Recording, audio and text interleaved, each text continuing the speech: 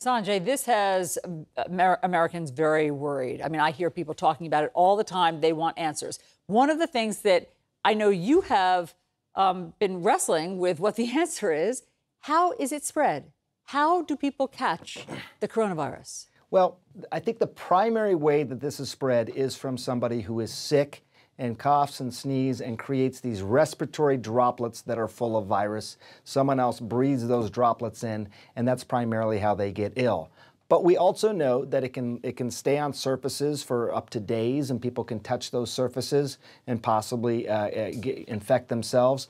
And we also know, and again, I talked to Dr. Redfield about this in detail, that even someone who's not sick, who has either minimal symptoms or no symptoms, can also shed the virus from their body and potentially be contagious as a result of that. The primary driver is still going to be sick people, but there are these other ways that it can spread as well.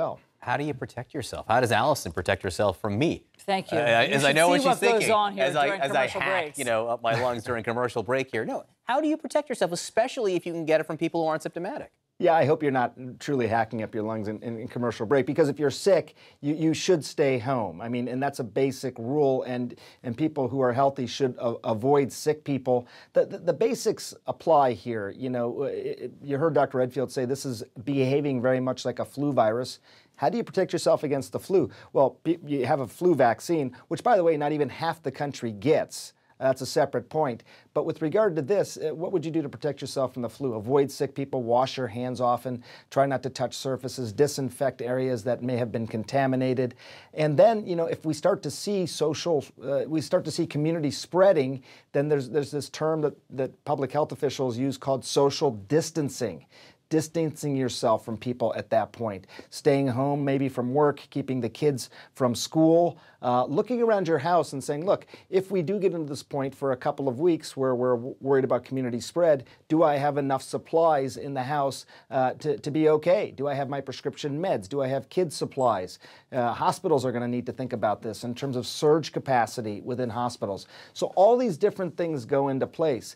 I do want to give context, because all that sounds really scary, and I get it, but keep in mind that for the vast majority of people, even if they do get this infection, they will have minimal or no symptoms. 80%, according to some of the largest studies, have minimal or no symptoms. People who are more likely to be really affected by this are people who have pre-existing illnesses, people who are elderly, similar to what we see with flu.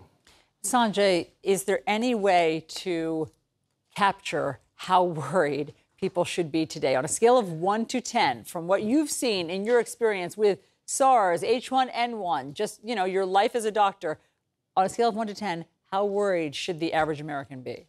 Right now, I think the worry is still low. I think there's 57 people in this country who have been conclusively diagnosed with this infection. There could be more, again, who don't have any symptoms or have minimal symptoms. But I think we got to take what we're hearing from the CDC, and really make sure that people are acting on that. You hear Dr. Redfield say that, look, this could become something that starts to spread within communities. One person spreads it to 3 people, those 3 people then spread it to 3 more each, and so on. And when you start to get generational spreading like that, it's going to be something that's commonplace. Let me show you H1N1 numbers for a second. Some of you may remember this. This was back in 2009. I covered this story in great detail at the time, and it was obviously a concern, this strange virus coming out of Mexico at that time. If you look at the numbers now, you find that overall, since H1N1, which was declared a pandemic, you had more than 200 countries, regions. There's 195 countries, and then several regions also affected.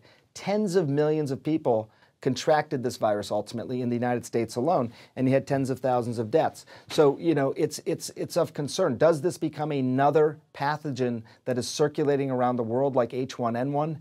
That's what we're hearing. Luckily, again, it seems that the vast majority of people will have minimal or no symptoms. But this could be something that we deal with as a world now in the weeks and months going forward.